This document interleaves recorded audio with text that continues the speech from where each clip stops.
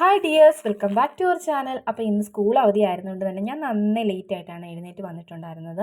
വന്നപ്പോൾ തന്നെ സന്തു എൻ്റെ അടുത്ത് പറഞ്ഞു, എടി എനിക്ക് ചോറ് കൊണ്ടുപോകണം എന്ന് പറഞ്ഞു. അപ്പോൾ ഞാൻ കുറേ വഴക്കൊക്കെ പറഞ്ഞു, നേരത്തെ പറഞ്ഞുകൂടായിരുന്നോ സന്തു എന്നൊക്കെ പറഞ്ഞു ഇപ്പോഴടി വിളിച്ച് പറയുന്നത്. അപ്പോൾ പെട്ടെന്ന് തന്നെ ഒരു പൊതിയൊക്കെ കിട്ടി. അത് മറ്റൊന്നുമല്ല, രാവിലെ സാമ്പാറും ഇഡ്ഡലി ആയതുകൊണ്ട് തന്നെ സാമ്പാറുണ്ടായിരുന്നു.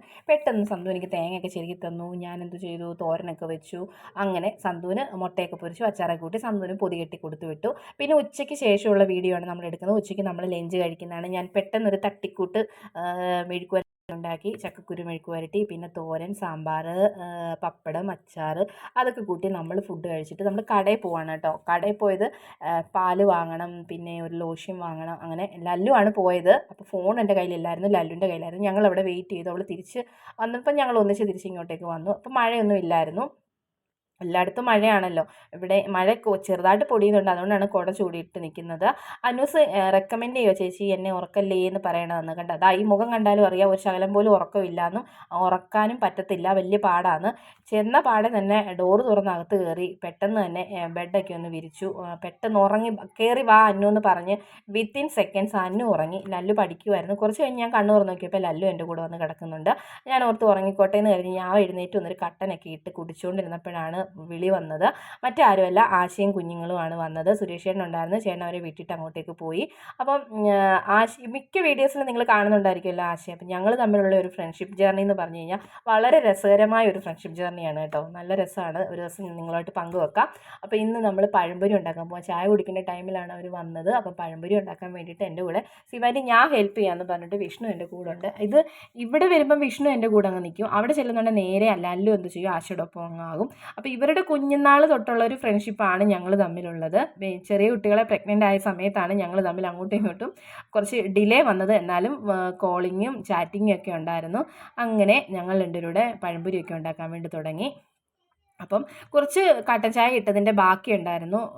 അത് ആശ എന്തോ ചെയ്തു, ആശ കുടിച്ചു. അത് കഴിഞ്ഞ് അവയ്ക്ക് കുറച്ച് കൊടുത്തു. അങ്ങനെ നമ്മൾ പഴംപൊരി ഉണ്ടാക്കാൻ വേണ്ടിയിട്ട് തുടങ്ങിയിരിക്കുകയാണ്. അപ്പോൾ നിങ്ങൾ വിചാരിക്കും എപ്പോഴും എൻ്റെ ഗസ്റ്റ് ഹൗസുകളിൽ എൻ്റെ ഏറ്റവും ഇമ്പോർട്ടൻ്റ് ആയിട്ടുള്ളൊരു പാത്രമാണ് അത് കേട്ടോ. പപ്പടം പൊള്ളിക്കാൻ, പിന്നെ അതുപോലെ തന്നെ മീൻ വറക്കാൻ, മിക്ക ആവശ്യങ്ങൾക്കും ചായയും ചോറുവെപ്പും ഒഴികെയുള്ള മിക്ക കാര്യങ്ങൾക്കും എനിക്ക് തോന്നുന്നത് ഞാൻ ഈ പാത്രം ഞാൻ ഉപയോഗിക്കാറുണ്ട് കേട്ടോ. മറ്റെന്ത് പാത്രങ്ങൾ അവിടെ ഉണ്ട്, ഉരുളി, ചീനച്ചട്ടിയൊക്കെ ഉണ്ടെങ്കിൽ എനിക്ക് ഈ പാത്രമാണ് ഏറ്റവും കൂടുതൽ ഇഷ്ടം. അങ്ങനെ നമ്മൾ എപ്പോഴും യൂസ് ചെയ്യുന്നൊരു പാത്രം എല്ലാവരുടെയും വീട്ടിലുണ്ടാകും അല്ലേ. അപ്പോൾ നിങ്ങൾ വിചാരിക്കും വിരുന്നുകാരെ കൊണ്ട് ജോലി എടുപ്പിക്കുകയാണല്ലോ എന്നൊന്നും അല്ല കേട്ടോ. ഇത് അവർ വിരുന്നുകാരൊന്നും അല്ല, അവർ വീട്ടുകാർ തന്നെയാണ്. ഇവിടുന്ന് അവിടെ ചെന്നാലും അങ്ങനെ, അവിടുന്ന് ഇവിടെ വന്നാലും ഇങ്ങനെ. ഇപ്പം ഞങ്ങൾ തുടക്കത്തിൽ എനിക്ക് തോന്നുന്നു കൂടുതൽ സമയം ഞങ്ങൾ ഒന്നിച്ചുള്ള സമയങ്ങളായിരുന്നു ഉണ്ടായിരുന്നത്. രാവിലെ 9:30 തൊട്ട് രാത്രി 12 മണി വരെയെങ്കിലും ഞങ്ങൾ ഏറെക്കുറെ ഒന്നിച്ച് തന്നെ ഇരിക്കുമായിരുന്നു. ഉറങ്ങാൻ വേണ്ടിയിട്ട് മാത്രം ഞങ്ങൾ 2 വീടുകളിലാകുന്നു എന്നതായിരുന്നു സത്യം. അപ്പോൾ അത് അവിടെ മുത്തുമണീസ് ഇതായിരുന്നു പടം വരയ്ക്കുന്നുണ്ട്. നമ്മളെപ്പോലെ തന്നെ നമ്മുടെ കുഞ്ഞുങ്ങൾ നല്ല ഫ്രണ്ട്സാണ് കേട്ടോ. അങ്ങനെ കുഞ്ഞുങ്ങൾ ടി വി ഒക്കെ കാണുന്നുണ്ട്.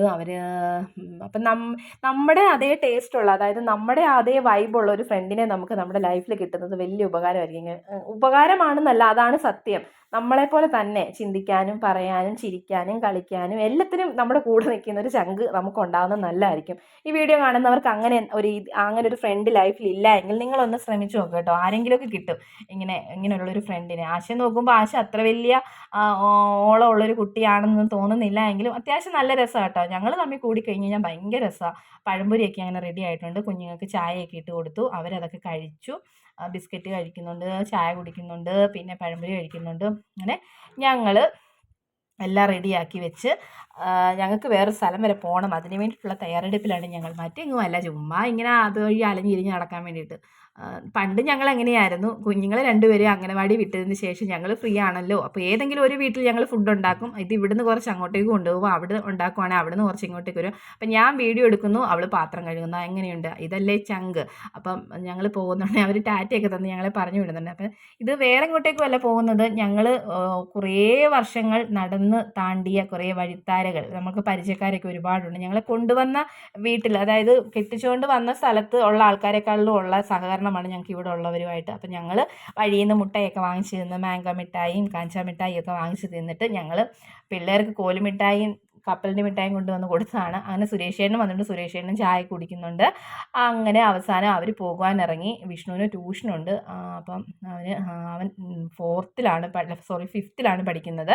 അപ്പോൾ അവർ പോകാനിറങ്ങിയിട്ടുണ്ട്. അപ്പം ഞാനിങ്ങനെ ഓരോ കാര്യങ്ങളൊക്കെ പറയുവാണ്, ഇനിയും വരണേ എന്നൊക്കെ പറഞ്ഞിട്ട് പുറകെ പോവാണ്. ഇപ്പം ഞങ്ങളെ സംബന്ധിച്ച് ഞങ്ങൾ ഏറ്റവും കൂടുതൽ നേരിടുന്ന ഒരു ടാസ്ക് എന്ന് പറഞ്ഞു കഴിഞ്ഞാൽ, അവിടെ ചേട്ടനുണ്ടെങ്കിൽ അവർക്ക് ഇങ്ങോട്ട് വരാനൊക്കത്തുള്ളൂ, ഇവിടെ സ്വന്തം ഉണ്ടെങ്കിലും ഞങ്ങൾക്ക് അങ്ങോട്ട് പോകാനൊക്കത്തുള്ളൂ.